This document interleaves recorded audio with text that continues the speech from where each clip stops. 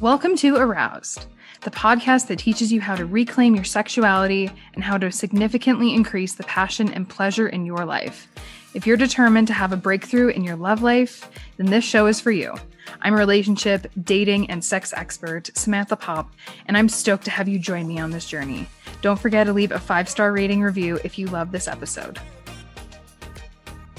Hello, my love. In today's episode, I'm going to talk to you about how to expose your partner's true thoughts in one simple conversation now. I'm going to be giving you some tips and tricks on how to have a tough conversation with your partner and things that you should avoid. Back in my teenage years, I was dating a boy, and he had a very interesting way of telling me to work out and to lose weight. So for our anniversary, he joked that he was going to get me a gym membership. And it wasn't like, I'm going to get both of us gym memberships and we're going to go to the gym together, be healthy, and, spend quality time together. It was a stab at me telling me that I was fat and that I needed to lose weight. Now, looking back at what I actually looked like in high school and at the point that I was dating this person, I was a very petite girl. Now I am much bigger and still love my body, but back then it's not like I needed to lose weight for any reason. I was probably the smallest I have been in my life was when I was a teenager because, your metabolism's so high. I was playing several sports during the year, and he had the audacity to pretty much tell me that I needed to lose weight in the most toxic and manipulative way for me. And this didn't make sense to me at first. I was like, why do I need to lose weight? Like, why would he want to get me a gym membership? I was very, very confused. That was a completely wrong way to try and get me to exercise. Even if, I was really overweight and my health was declining, that was the wrong way to try and get someone to be healthier. And I want this to serve as a very poor example of what that looks like.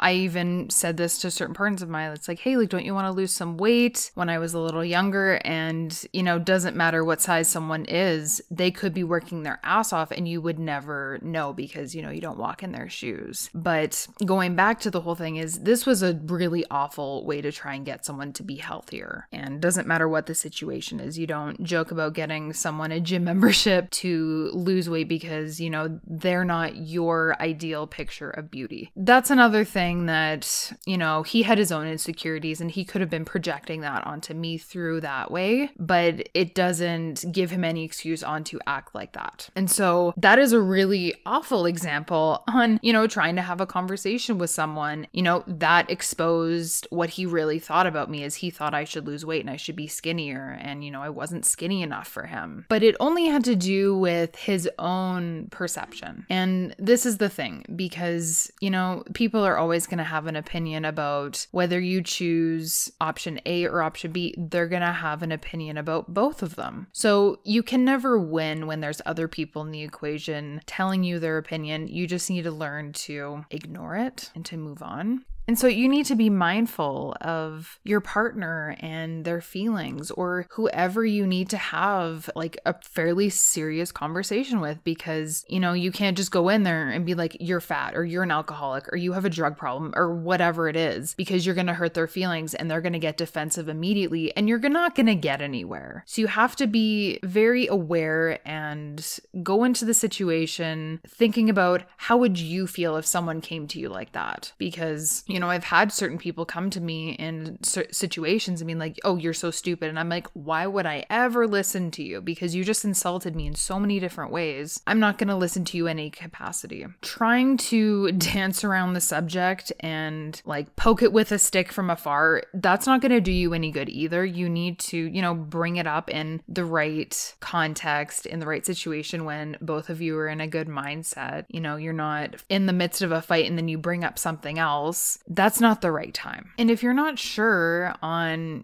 how to even get the courage to talk to your partner or this person about whatever topic it is, you really need to empower yourself first and make sure that this is something that is important to you and that you actually need to talk to them about. Because let's be real, if your partner, leaves the cupboard doors open all the time, but maybe they always pick up their dirty clothes on the floor and they put them in the laundry basket or they do something else. Like, make sure that you're not picking a fight over something so small and minuscule that doesn't actually do anything bad, because, you know, you could just close the cupboard doors and that's the end of that conversation. So just make sure that you're picking the right battle and the right conversation that you need to work through with this person. For example, this is a slightly common request from clients of mine, and they're like, oh, I want to experiment and try new things in the bedroom. I really want to try a threesome. I'm like, okay, yeah, threesomes can be fun. They do take more work because there's 3 people involved. And I asked them, what does your partner think about this? And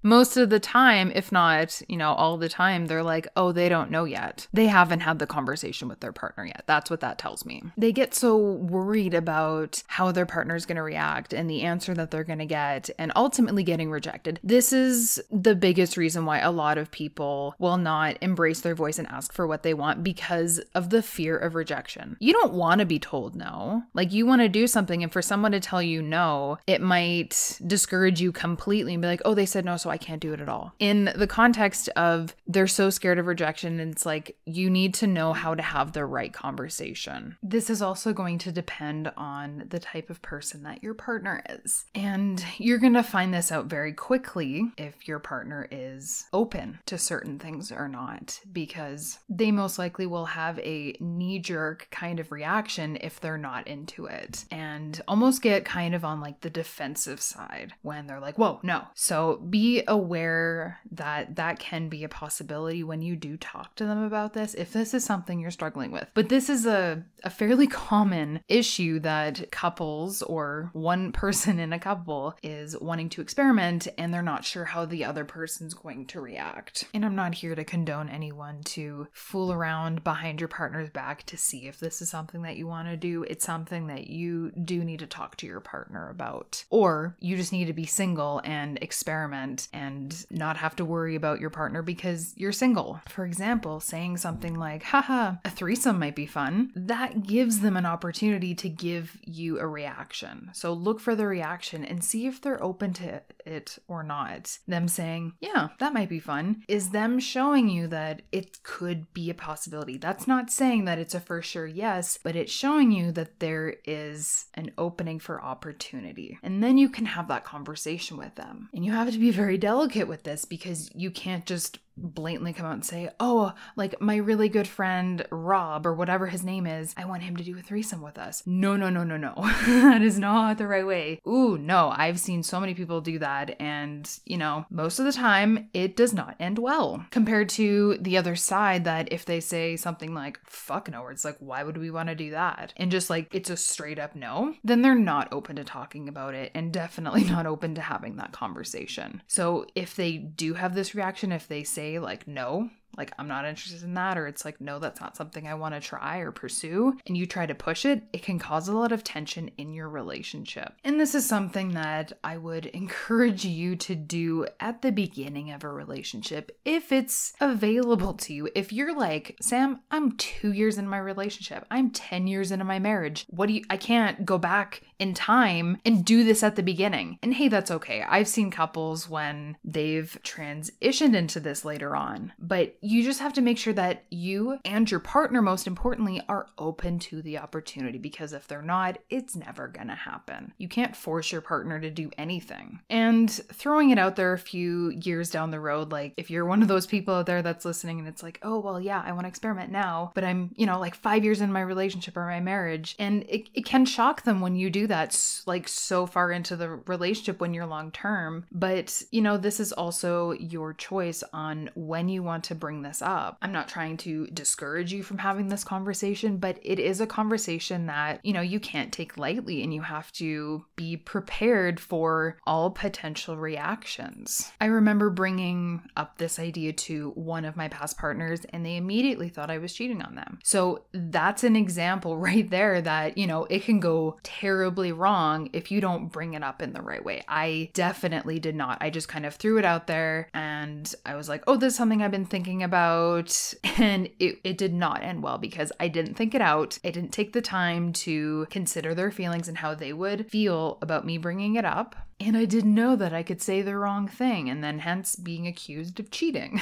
So take me as an example that you need to have it in the right time, in the right space, in the right headspace and mindset with your partner in order to get anywhere. And a time that you shouldn't have this conversation is immediately when your partner gets home from a long day of work or they've been gone working for a few months and they just want to sit on the couch and relax, maybe have a beer, whatever their thing is. That's not the time. And you really need to figure out when your partner is in a good mindset, when they're in, you don't want to be like, oh, like they're the happiest today. I can have the conversation today. There's never going to be like a right moment. You have to create it, but make sure that they're in a good mindset, like that they're not exhausted. They're not frustrated from their day, or, they just had to deal with the post office and came back so frustrated, or they got cut off on the highway on the way home and they're just pissed. Make sure that they're in a good headspace before you spring this upon them, because if they're already agitated or in an emotional state, angry or whatever emotion that they're feeling, and you're trying to add to that, be like, hey, we need to have this conversation right now, it can blow up even worse. And this goes for both men and women. That's why I, always refer to like spouses or whatever as partners, because I don't know if,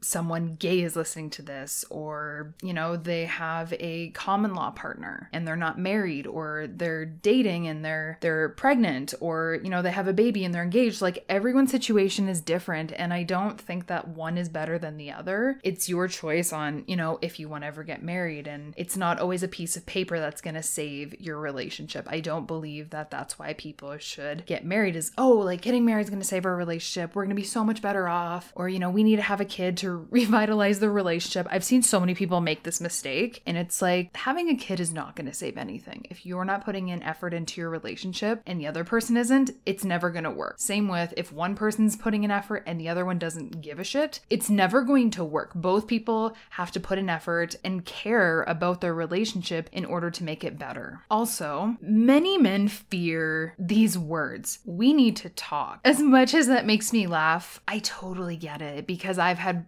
friends or partners of mine say that to me and my anxiety goes through the roof. And it's like, okay, what are they going to talk to me about? Doesn't matter if I'm dating them or, I'm just friends with them or whatever it is. Even, especially when you go to like the doctors or taking my dog into the vet, they're like, oh, like we need to call you. It's like, okay, what's wrong? What's wrong? Like thinking the worst thing imaginable when those 4 words come out of your mouth. If this triggers your partner and they're like, oh my God, what's wrong? Then I don't encourage you to use those 4 words to start that conversation. And you can literally just be like, hey, like, do you have some free time? Like, do you mind if we have a conversation? Or it's like, hey, like, there's something that I really want to talk to you about. You could phrase it in a slightly different way, but I know those 4 words literally make a man's penis just shrivel up and tuck back into his body, because he's like, oh my God, what the fuck did I do now?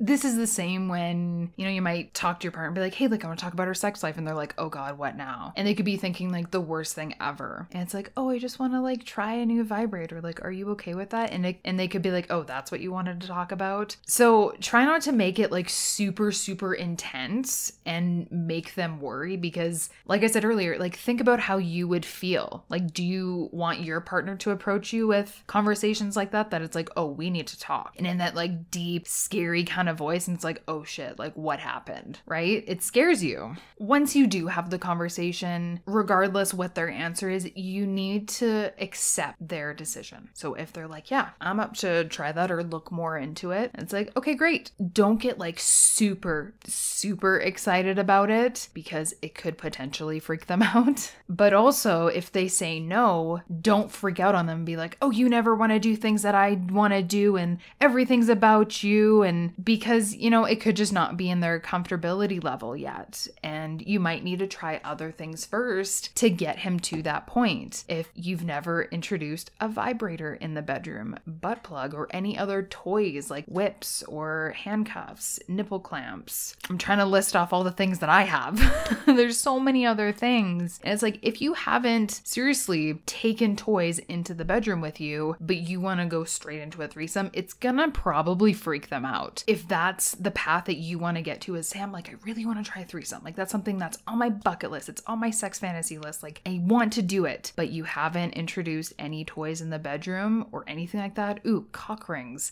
Like, there's just things popping in my head here. And start there first, because you start with something small and then you start with different things and you add more things in the bedroom, then they're gonna eventually be more open to other things. Not saying that, you know, by adding toys in the bedroom and experimenting there, it's gonna make them want to do a threesome too. I'm not saying that, but it is gonna open their mind to other things in the bedroom to reignite that passion, reignite that spark. Make sure that both of you are feeling fulfilled in your sex life. For today's homework, I encourage you to think about one conversation that is important to you and that you need to have with your partner. Whether it's making a plan that, okay, so we're gonna take turns taking the kids to soccer practice, or, you know, picking up the groceries, or doing housework, or maybe it's adding something in the bedroom that I've mentioned. Pick one conversation that you need to have with your partner that's really important to you and is feasible to talk about right now. Because like I said, if you haven't brought in any toys in the bedroom and you're springing like, hey, Sam, like down the road, I want to do a threesome. It's like, okay, let's start small. Talk to them about bringing a little vibrator in the bedroom the next time you guys have sex, or, you know, talk to them about a cock ring. You can literally get those at Walmart. You can get these vibrating bullets and you can get cock rings at Walmart and Shoppers Drug Mart and like a bunch of pharmacies, because in the family planning department, in that little aisle where they have condoms, they have lube, they have these little vibrators. And, you know, it's not just pregnancy tests. So make sure that you use your pharmacy and see what they have, because, you know, even if you're embarrassed about it, take a magazine or a book or something else and just cover it and do self-checkout, because that's a thing now. So you can do it more discreetly, or if you don't care, just buy it and take it to the regular cashier and be like, yeah, that's right, I'm having fun in my sex life. However you do it is okay. So don't feel ashamed. Hey love, what was your golden nugget from today's episode? Let me know by tagging the Arouse Podcast on Facebook or Twitter. And don't forget to grab my latest freebie. Head to the show notes and get the link. If there's a topic you'd love for me to cover in my next episode, let me know by emailing samanthapopcoaching@gmail.com. I'll see you next time.